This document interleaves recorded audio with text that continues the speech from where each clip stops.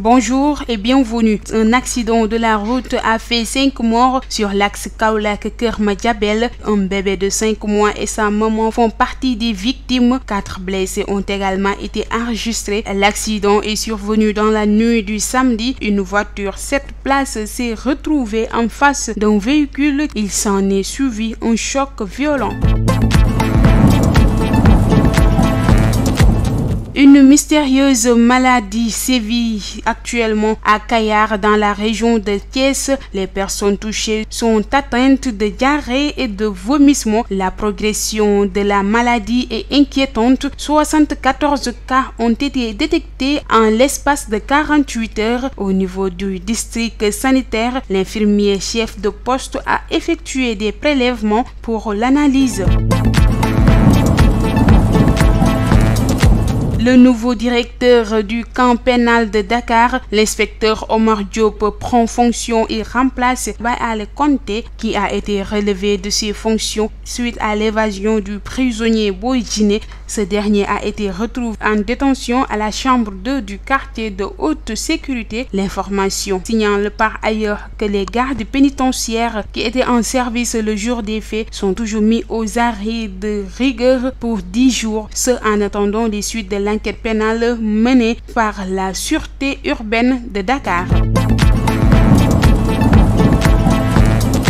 Le Sénégal devient de plus en plus la cible du trafic international de drogue. Un navire transportant du hashish dont la quantité n'a pas encore été dévoilée a été intercepté par la marine nationale avec l'aide de l'armée de l'air. Selon la direction de l'information et des relations publiques des armées, c'est à 140 km au large Dakar que le navire a été arrêté. À son bord, les éléments de patrouille ont trouvé un personnel d'équipage de diverses nationalités, 14 Indiens, un Mauritanien, un Syrien et un Libyen, qui ont tous été mis aux arrêts. Le bilan de la prise sera annoncé en liaison avec services compétents. Bougazelli entend défier Alioune Sall, l'ancien député en libération provisoire suite à l'affaire des faux billets, annonce sa déclaration à la ville de Guédiawaye et son soutien à Lat Diop pour la mairie de Golf Sud.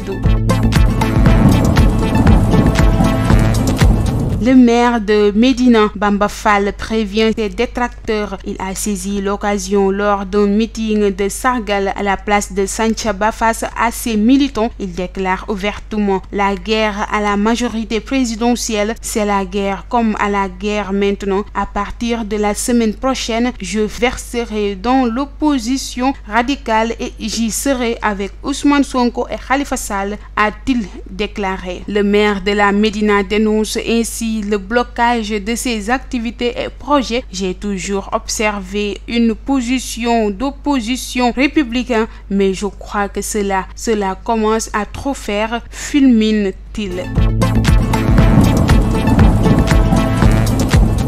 Nous irons aux élections locales sous la bannière de Benno Bokk Yakaar. Nous ne laisserons aucun militant aller aux élections avec une liste autre que celle de Benno Bokk Yakaar. Cette déclaration du président Macky Sall laisse de marbre son ancien ministre de l'enseignement supérieur, Mary Teuw Niane, pour ne pas le nommer, déclare que sa candidature à la mairie de Saint-Louis est irrévocable. L'élection présidentielle, c'est pour le président, mais les élections locales ne concernent pas le président, mais plutôt les citoyens qui doivent choisir ceux en qui ils ont confiance pour diriger leur localité. Je n'écoute que la population de Saint-Louis et personne d'autre. Mary Teuw Niane avertit qu'il ne cédera à aucune médiation car les élections locales sont un rendez-vous avec les populations.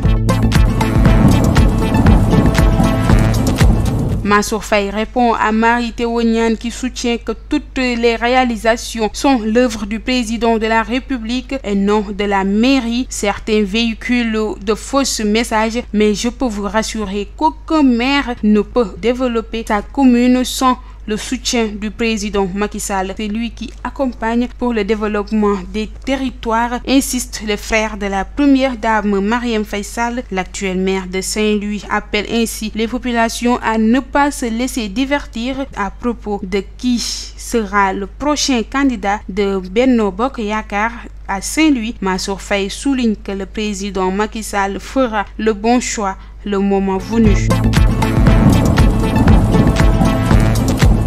Maintenant, place à l'actualité hors de chez nous. 2 semaines, jour pour jour, après son second coup d'État en 9 mois, le colonel Assimi Goïta prête serment ce lundi à Bamako, au Centre international de conférence. C'est devant la Cour suprême qu'il sera investi comme chef de l'État. Le chef de Boko Haram, Aboubakar Cheikhou, est mort lors de combats contre le groupe djihadiste rival de l'organisation du État islamique en Afrique de l'Ouest, a affirmé le chef de ce groupe dans un enregistrement audio. Il aurait trouvé la mort autour du 18 mai après avoir déclenché un explosif lorsqu'il était poursuivi par des combattants à la suite de combats. Voilà, c'est ce qui met ferme à ce flash d'informations. Nous vous donnons rendez-vous d'ici quelques minutes pour le Wolof.